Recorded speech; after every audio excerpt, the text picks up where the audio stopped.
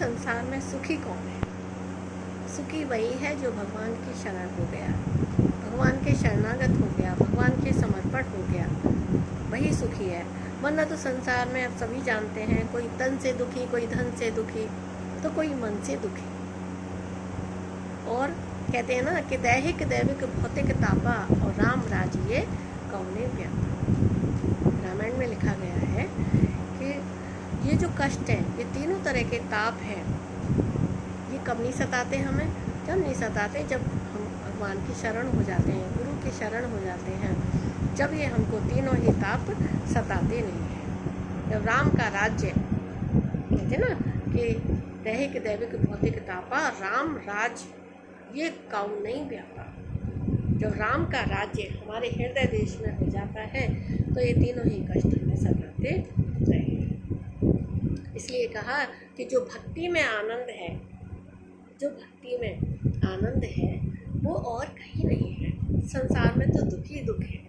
इसलिए सब दुखों से छूटना चाहते हो तो एक भगवान की शरण में आ जाओ, एक गुरु की शरण में आ जाओ, है ना। क्योंकि जो भगवान की शरण आ गया, गुरु की शरण आ गया, अपने आराध्य देव की शरण आ गया, तो वो कभी दुखी नहीं होता है। इसका ये मतलब नहीं है कि दुख सुख ये सब आएंगे नहीं, आएंगे और जाएंगे, लेकिन भक्त को सताएंगे नहीं। कौन से भक्त को? ज्ञानी भक्त को। भगवान ने कहा है कि ज्ञानी भक्त मुझे सबसे ज़्यादा प्रिय है, जो जानता है मैं कौन हूँ, परमात्मा कौन है, कैसे है, क्या। तो ये सब क्या है? परमात्मा तो सर्वत्र है, ये तो जानते ही हैं, सब लोग जानते हैं, लेकिन मानते नहीं हैं। हम गुरु की शरण में जब हम आते हैं तभी हम इस चीज़ को मान पाते हैं, इस बात को मान पाते हैं कि वास्तव में परमात्मा तो हमारे अंदर ही है। तो ज्यों ज्यों बूढ़त श्याम रंग त्यों त्यों उज्ज्वल हुए।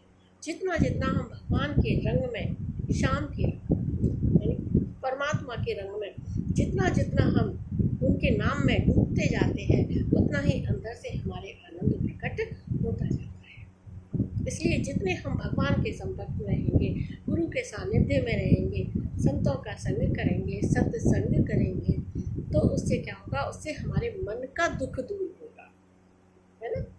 कहते हैं ना कि ये मन बड़ा चंचल है, कैसे इसे समझाओ।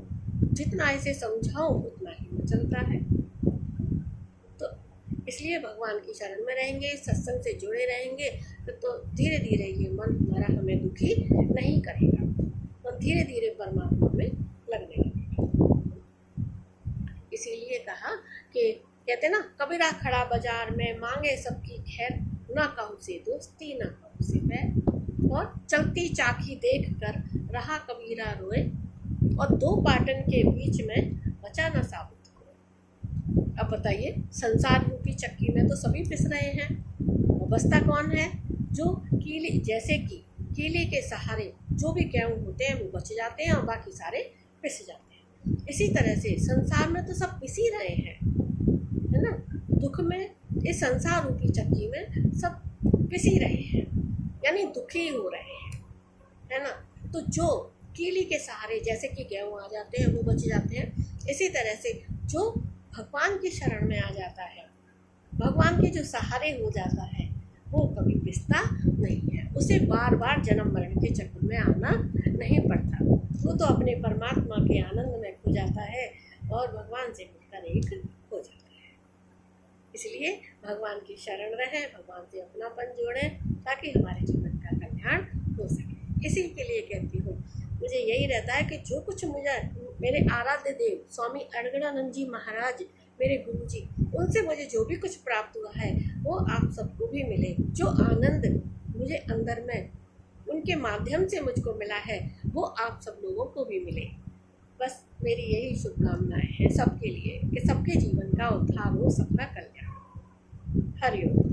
बोलिए सद्गुरु भगवान की जय।